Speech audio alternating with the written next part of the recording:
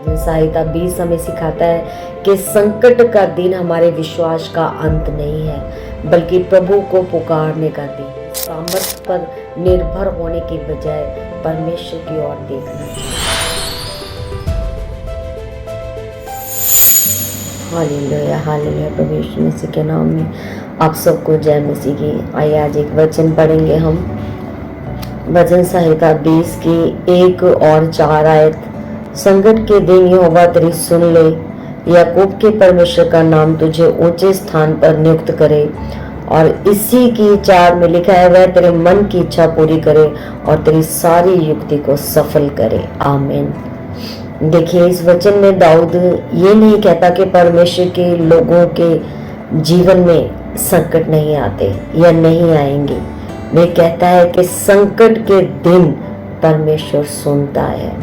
वचन की अहमियत को समझें। वचन ये नहीं सिखाता कि संकट नहीं आएगा। बाइबल ये नहीं बताती कि आपके ऊपर संकट नहीं आएंगे, लेकिन वचन कहता है कि परमेश्वर उन संकट के दिनों में आपकी सुनेगा। कभी कभी सारे हालात हमारे विरुद्ध दिखाई देते हैं, लेकिन उसी समय आपकी प्रार्थनाएं भी परमेश्वर के सम्मुख पहुंचती हैं। बेशक मनुष्य हमारी बात ना समझे, पर परमेश्वर हमारे हृदय की पुकार को जानते हैं। तो इसलिए संकट में घबराएं नहीं, पर प्रार्थना करें। याकूब का जीवन संघर्षों से भरा हुआ था, लेकिन परमेश्वर ने उसे नहीं छोड़ा। वचन कहता है कि परमेश्वर का नाम तुझे ऊंचे स्थान पर रखे। परमेश्वर संकट से आपको ऊपर उठाते हैं। इसका अर्थ समस्या का समाधान होना नहीं है। परमेश्वर संकट में आपके समीप होते हैं, आपकी प्रार्थनाओं को सुनते हैं। बेशक आपको लगता है कि आप अकेले हैं, आप अपने विचारों में सोचकर बैठकर सोचते हैं कि आप शायद अकेले हैं और आपकी प्रार्थनाएं परमेश्वर नहीं सुन रहे। खुदा आपकी प्रार्थनाओं को सुनते हैं और आपको ऊंचा उठाते हैं। कई बार प्रभु आपको ऐसी सामर्थ्य और ऐसी शांति देते हैं कि आप समस्या के बीच में टूटते नहीं।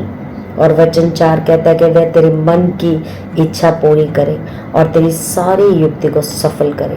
मन की इच्छा का अर्थ हर संसारिक इच्छा को परमेश्वर से मनवाना नहीं है परमेश्वर के प्रिय, क्योंकि जब आपका मन परमेश्वर से जुड़ता है तो आपकी इच्छाएं भी उसी की इच्छा के अनुसार ढलने लगती हैं।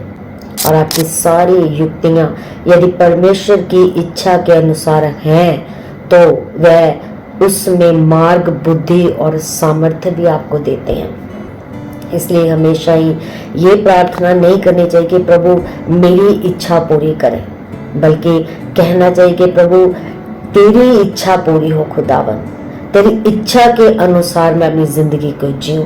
मेरे मार्गों को खुदावन पिता, मेरे कदमों को सही मार्गों पर लेकर चल।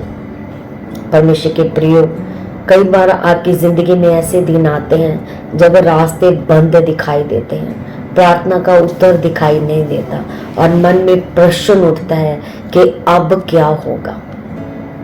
भजन संहिता 20 हमें सिखाता है कि संकट का दिन हमारे विश्वास का अंत नहीं है, बल्कि प्रभु को पुकारने का दिन है। अपनी सामर्थ्य पर निर्भर होने की बजाय परमेश्वर की ओर देखना चाहिए, क्योंकि जिस परमेश्वर ने याकूब को संभाला वो आज आपको भी संभाल सकते हैं। अपनी योजनाएं, अपनी युक्तियां प्रभु के हाथों में सौंप दो।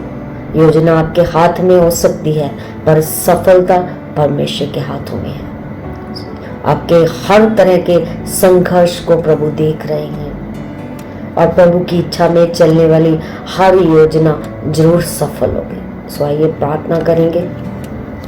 धन्यवाद समर्थी परमेश्वर, धन्यवाद करते खुदाबंद पिता परमेश्वर, जितने भी आज इस वचन को सुने खुदा पिता परमेश्वर, ये अपनी इच्छाएं, अपनी योजनाएं खुदाबंद पिता परमेश्वर आपके हाथों में सौंपे परमेश्वर। खुदाबंद प्रभु जी, संकट के दिन आप इनकी प्रार्थनाओं को सुने प्रभु, इन्हें ऊंचा उठाएं परमेश्वर, इनकी गलत इच्छाओं को खुदाबंद पिता पिता परमेश्वर इनसे दूर करे प्रभु, आपके मन की इच्छा के अनुसार ये चलने पाए खुदा।